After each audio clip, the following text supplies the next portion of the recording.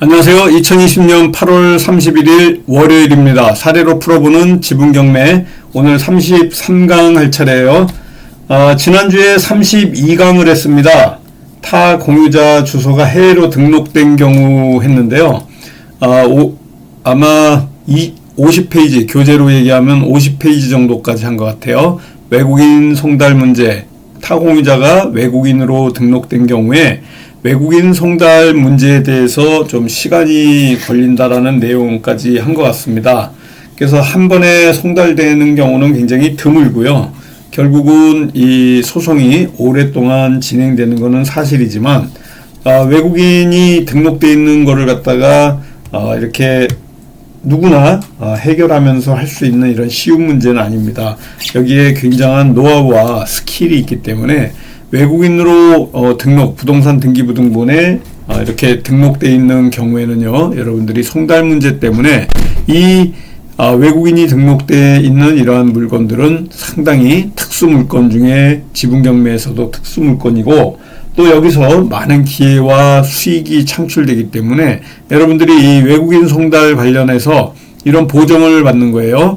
우리 매주 수요일마다 있는 6개월 과정 실전반 과정에 이 공부를 하시다 보면요, 이 보정 명령을 받는 분들이 바로 선수들입니다. 공유물 분할 소송하면서 이렇게 외국인이 등록되어 있는 피고의 국적과 성명, 또 이런 한글과 영어로, 또 송달 주소를 한글과 영어로 보정해라, 또 변론기일 통지서라든가 판결 선고기일 통지서, 이런 것들을 영어 번역문을 첨부해가지고 보정해라.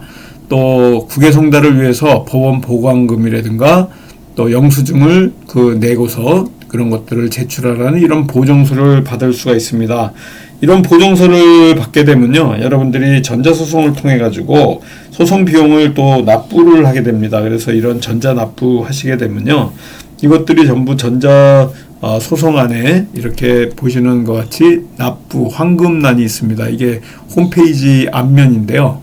바로 우리 교재 사례로 풀어보는 이 지분경매의 교재 52페이지를 하고 있는 겁니다. 지금 33강 하고 있고요. 매주 한 강씩 연재를 하고 있습니다. 오늘은 또 1인 부동산 법인의 비용 처리 문제를 어떻게 할 건지에 대해서도 잠깐 좀 설명을 드리도록 하겠습니다. 그래서 지난주에 한 부분 살짝 복습하면서 가도록 할게요. 사례로 풀어보는 지분경매 책을 자세히 보시면요, 이거 소설책 보듯이 보시는 게 아니고 여기 표시해 놓은 사항과 밑에 있는 이 부분을 계속 반복해서 보셔가지고요, 내 걸로 만들어야 됩니다. 이 지분경매 소송의 기술은 한번 배우면요, 평생 여러분들이 쓰실 수 있는 거기 때문에 한번 기초를 배울 때 정확하게 확실하게 배우셔가지고요, 여러분들이 언제든지 이러한 특수물건 중에 특수물건인 이 지분경매를 하시는 데 있어서 자신감 있게 한번 여러분들이 해결해 나갈 수 있는 이러한 방법들을 제가 가르쳐 드리는 겁니다. 그래서 여러분들이 소송 비용을 납부를 하는데 신용카드라든가 계좌 이체도 되고 가상계좌로도 이체가 되고요, 휴대폰으로 또 소액 결제도 하는 경우가 있습니다. 이런 그런데 법원 보관금인 경우에는 가상계좌로만 납부할 수가 있어요. 그래서 이러한 외국인 송달 문제 생기면은 소장 접수해가지고 신고하는 데까지 1년 이상 걸릴 수도 있습니다.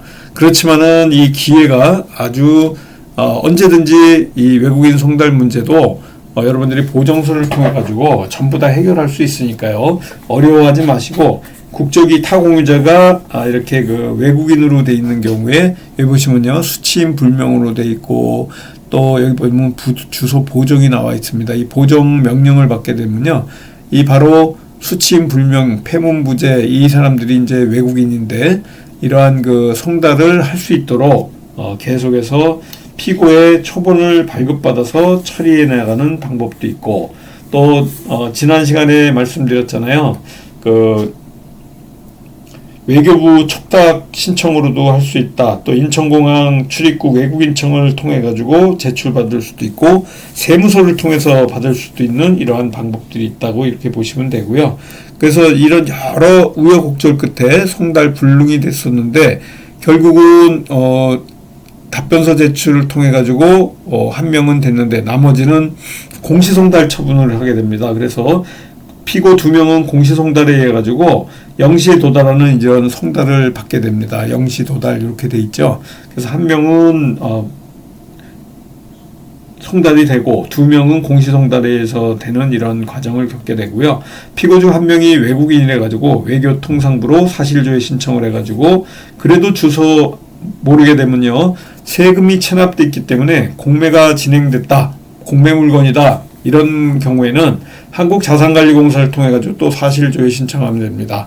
이미 한국자산관리공사에서 이런 그 공매가 신청된 흔적 때문에 이 주소에 세금 체납 때문에 주소에 이 공매 진행을 위해 가지고 보낸 사실이 있을 거예요. 그래서 자산관리공사에는 이러한 그 주소들이 돼 있기 때문에 사실조회 신청을 통해 가지고 자산관리공사에서도 이렇게 사실조회 신청으로 또 우리가 주소를 알아낼 수 있는 방법이 있고요.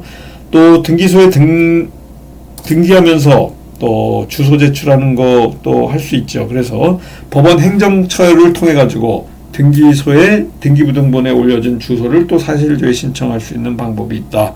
그래서 여러 가지 방법들이 있으니까 이런 것들을 여러분들이 그 알아내는 게 바로 노하우입니다. 그래서 많은 그 여기 보시면요, 국제 심의관실, 사법공조, 촉탁서류, 송달 이런 내용들 보면요, 사법공조까지 국제 심의관실을 통해 가지고 할 수 있는 이 수많은 사실조회와 사법공조 촉탁을 통해 가지고 주소지를 알아내는 거예요.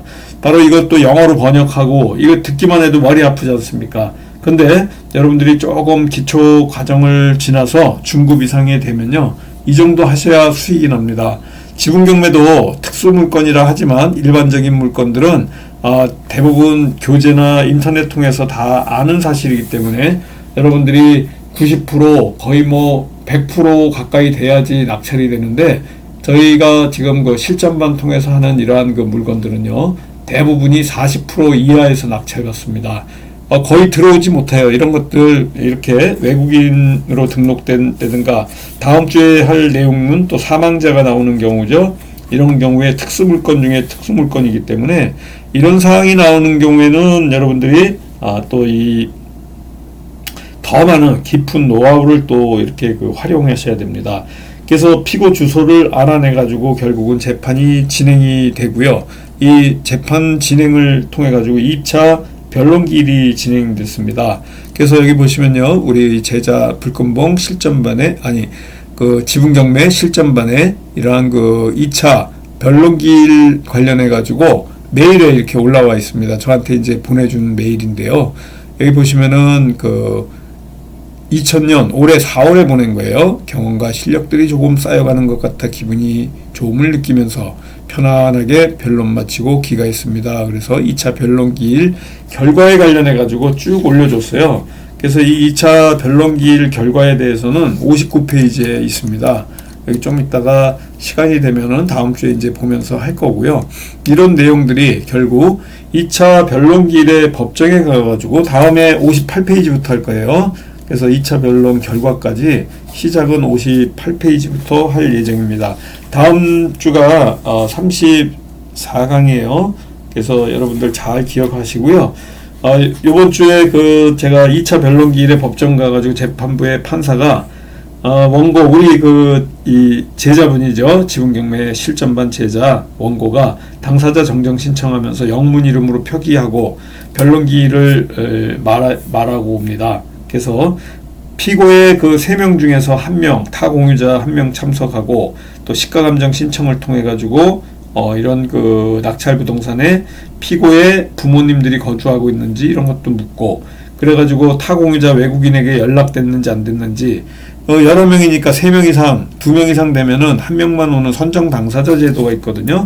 근데 선정 당사자 신청하라는 재판부의 말에 따라서 이러한 내용들 처음 듣는 분들은 굉장히 어려워하지만요, 바로 이러한 어려운 단어, 어려운 법률 용어가 나오는 게 여러분들한테는 오히려 수익을 창출할 수 있는 이게 노하우다. 그래서 이러한 그 용어라든가 이런 것들 아주 쉽게 여러분들이 알 때 바로 수익이 나는 겁니다. 선정 당사자 신청을 통해 가지고도 또 그 한 사람만 대표로 재판에 임하기 때문에 쉽사리 이렇게 재판이 진행된다, 이렇게 보시면 되고요. 이런 선정 당사자를 통해 가지고 또 우리가 진행하는 방법이 있습니다. 이거 이어가지고요, 여러분들하고 지금 조금 전에 설명드린 방법 중에 우리가 1인 부동산 매매법인 계속해서 말씀을 드리고 있잖아요. 근데 1인 부동산 매매법인을 하다 보면 비용을 처리해야 됩니다.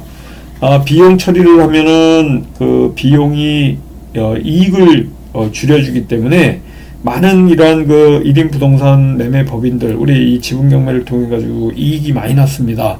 그럼 그 이익대로 그대로 신고하시게 되면요, 법인세를 엄청 내게 돼요. 근데 이런 비용 처리라는 건 결국은 여러분들이 이런 지분 물건을 통해 가지고 수익을 창출한 다음에 이익을 줄여주는 방법을 합법적으로 이렇게 그 알아나가는 방법인데요. 법인세법에서 다양한 방법으로 이렇게 이런 이익 줄이는 방법에 대해서 제안을 하고 있는데요. 이 그 법인 자금을 마음대로 여러분 법인이라 그래가지고 여러분이 돈을 넣고 했다 그래서 아무렇게나 법인 자금 사용하게 되면 문제가 아주 커집니다. 그래서 법인 비용 처리 문제가 재무적인 효과를 가져주는 이러한 그 법인 비용 처리 프로세스가 있어요. 그래서 우리가 비용을 줄인다는 것은 결국 법인세를 줄이는 겁니다. 우리가 재무제표 하다 보면은 당기 순이익이 존재하는데 결국 매출에서 차감되는 비용이 커질수록 결국은 법인세도 줄어듭니다. 그러니까 당기 순이익을 줄여야 되는 거예요. 그래서 매출에서 비용을 많이 차감시켜야 법인세가 줄어든다. 그래서 이러한 비용 처리 부분에 대해서 좀 알아야 될 것 같고요. 추가 법인세라는 부분이 있습니다. 부동산 취득가액에 장부가액을 차감하게 되기 때문에 이 법인세에 영향을 주지 않는다. 이런 그 내용이 있고요. 또 잉여금 비용 처리를 잘 하시게 되면 당기 순이익에 줄어들게 되면서 이익잉여금이 미처분 이익잉여금이 줄어들어 가지고 재무적인 영향이 됩니다. 그래서 배당 재원이 축소되니까 또 나중에 배당 소득세도 줄어들게 되고요. 그리고 상속 증여세 부담도 줄어들 거고, 이런 그 내용들이 법에서 정한 테두리 안에서 법안에서 최대한 비용 처리하는 이러한 방법들, 그래서 급여도 처리하면 또 근로소득세라든가 4대 보험료 이런 거 발생하는데요. 결국은 비용 관리를 해야 된다. 그래서 법인이 비용을 안전하게 처리하는 이러한 그 방법들을 알아야 됩니다. 아까도 얘기했지만은 잉여금에 대한 배등소득세 줄이고, 또 비용을 가급적이면 늘리고요. 그래서 이런 법인세를 줄이는 방법. 그래서 그 손비에 관련된, 손비라는 건 결국 손실과 비용을 얘기하는 건데요. 결국 손비에 관련된 얘기입니다. 그래서 그 업무하고 무관한 지출을 하면은 법인의 비용으로 인정되지 않으니까 그 접대비 한도 초과액을 한다든가, 또 감가상각비, 업무용으로 쓰는 승용차 비용 한도 초과, 이런 복잡한 내용들이 있는데요. 결국은 상여금이라든가 여러분들 급여를 통해 가지고 조금 조절을 해야 됩니다. 그래서 법인의 경비로 인정받을 수 있는 경비들이 있어요. 식사비, 또 차량비, 보험료, 또 대표이사 그 핸드폰 요금, 그러니까 통신비죠.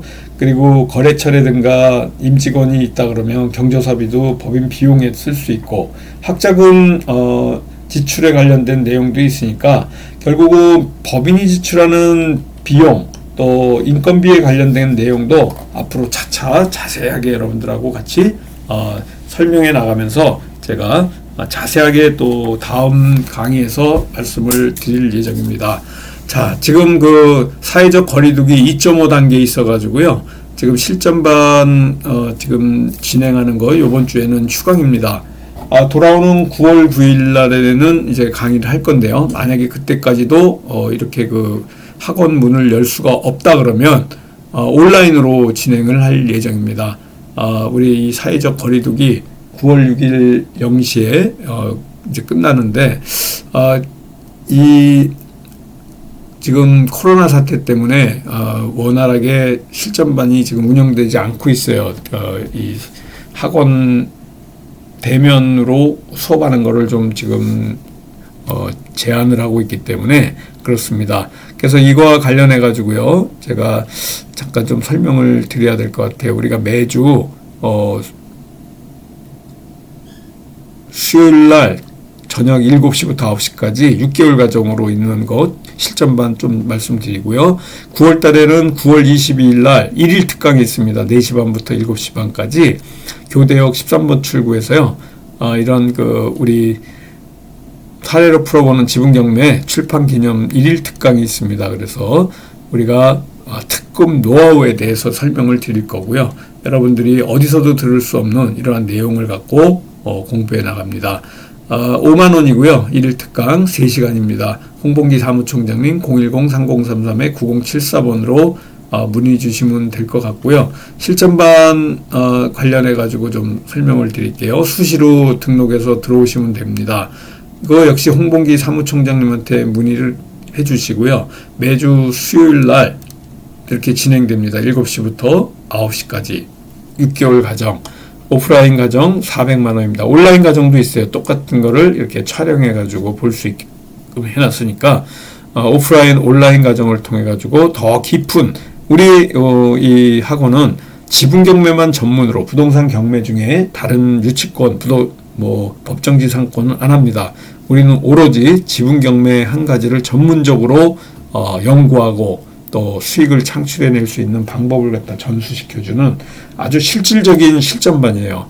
그래서 소송하는 방법이라든가 협상하는 방법에 관련해 가지고 깊은 노하우를 가르쳐 드립니다. 010-3033-9074 홍봉기 사무총장님을 통해서 상의하시고요. 등록해 주시기 바라겠습니다. 교대역 13번 출구에 근처에 있습니다. 강의실이. 그래서 매주 수요일 날 있고요. 수시로 등록이 가능합니다. 그래서 언제든지 이렇게 문의하셔가지고 들어오시기 바라겠습니다. 오늘도 공부 열심히 하셨고요. 또 한 주간 즐겁고 건강하고 행복하게 보내시고 이번 주말에 또 34강으로 여러분들 찾아뵙겠습니다. 감사합니다. 안녕히 계세요.